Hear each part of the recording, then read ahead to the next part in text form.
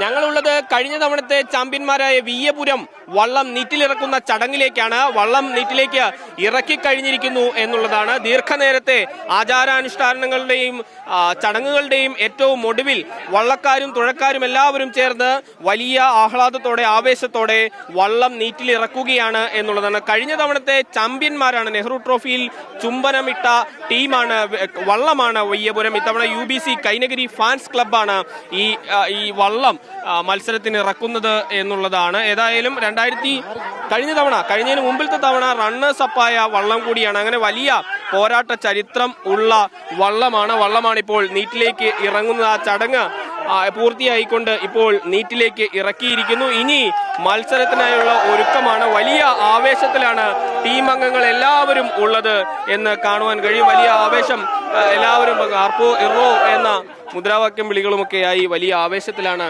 എല്ലാവരും ഉള്ളത്. ഏതായാലും അല്പസമയം മുമ്പാണ് ഈ ചടങ്ങുകളൊക്കെ ഇവിടെ നടന്നത്. ചടങ്ങുകൾ പൂർത്തിയാക്കിയതിനു ശേഷം വെള്ളം നീറ്റിലിറക്കാനുള്ള നടപടികളിലേക്ക് കടക്കുകയായിരുന്നു എന്നുള്ളതാണ്. ഇപ്പോൾ നമുക്കൊപ്പം ഈ ക്ലബിന്റെ ക്യാപ്റ്റനായിട്ടുള്ള പത്മകുമാർ ചേരുന്നുണ്ട്. പത്മകുമാരുടെ വള്ളം ഇത്തവണയും എങ്ങനെയായിരിക്കും?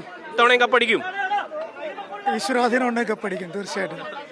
ഇത്തവണ ഫാൻസ് ക്ലബ്ബ് എന്ന് പറയുന്ന ക്ലബ്ബാണല്ലോ ഇറക്കുന്നത്. എന്തുകൊണ്ടാണ്? ഫാൻസ് കഴിഞ്ഞ വർഷം UBCക്ക് ഉണ്ടായ ട്രാക്കിൽ നിന്നുള്ള തിക്താനുഭവത്തിൽ നിന്ന് ഇത്തവണ UBC കളിക്കുന്നില്ലെന്നൊരു തീരുമാനം ഉണ്ടായും. പക്ഷേ ഞങ്ങൾ വള്ളംകളി ആവേശകർക്ക് അറിയാമല്ലോ, വള്ളം മുന്നിൽ കൂടെ പോകുമ്പോൾ ആർപ്പുവിളി കേൾക്കുമ്പോൾ ഞങ്ങൾക്ക് കളിക്കാതിരിക്കാൻ പറ്റില്ല. അതുകൊണ്ട് ഒരു ചെറിയ കൂട്ടായ്മയിലൂടെ ഒരു വള്ളം ഇത്തവണ കളിക്കുകയാണ്.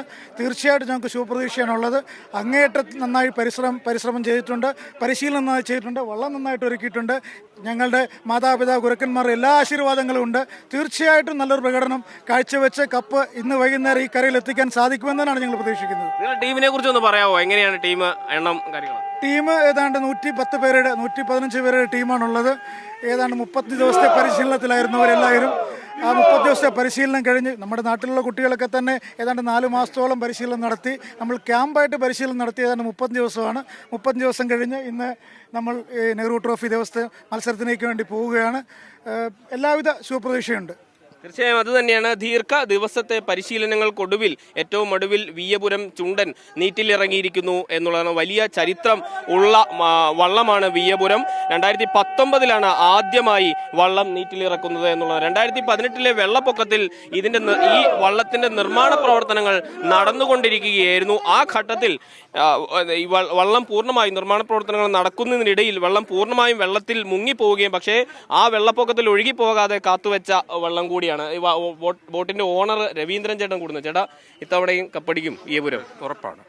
എന്താണ് ഈ ബോട്ടുമായി ഒരു വൈകാരിക ബന്ധം താങ്കൾക്കുണ്ടാവുമല്ലോ? ഉണ്ട്, ഞങ്ങളുടെ ഷെയറിലുള്ളതാണ്. പിന്നെ ഈ വള്ളത്തിന്റെ തുടക്കം മുതലേ ഉള്ള പണികളിലെല്ലാം ആത്മാർത്ഥമായിട്ട് നിന്ന് മുഴുവൻ പണികളും കംപ്ലീറ്റ് ചെയ്ത് നല്ലൊരു വള്ളം നിർമ്മിക്കാൻ വേണ്ടുന്ന നേതൃത്വം വഹിക്കാൻ കഴിഞ്ഞതിൽ എനിക്ക് ചാരിതാർത്ഥ്യമുള്ള ഒരാളാണ്. ഈ 2018 വെള്ളപ്പൊക്കത്തിൽ വള്ളം നിർമ്മാണം നടക്കുകയാണ്. അന്ന് ഒഴുകി പോകാനിരുന്നതെന്ന് തോന്നുന്നു അല്ലേ? അതെ, വെള്ളത്തിൽ പൂർണ്ണമായി മുങ്ങിയ വള്ളമാണ്. അന്ന് ഞങ്ങൾ ഇതിനകത്ത് ഭാരം കയറ്റി വെച്ച് വെള്ളത്തിൽ താഴ്ത്തി വെച്ചാണ് ഒഴുക്കിൽ നിന്ന് ഞങ്ങളെ രക്ഷപ്പെടുത്തിയെടുത്തത്. അങ്ങനെയാണ് ഈ വള്ളത്തിന്റെ നിർമ്മാണ പ്രവർത്തനമായിട്ട് നടക്കുന്നത്. ഇത്തവണയും നീറ്റിലിറങ്ങുമ്പോൾ ചില പ്രതിസന്ധികൾ ഉണ്ടായിരുന്നു, അതെല്ലാം മറികടന്നിട്ടുണ്ട്. എല്ലാം വളരെ ഭംഗിയായിട്ടുണ്ട്. ഇപ്രാവശ്യം വിജയം ഞങ്ങൾക്ക് ഉറപ്പാണ്.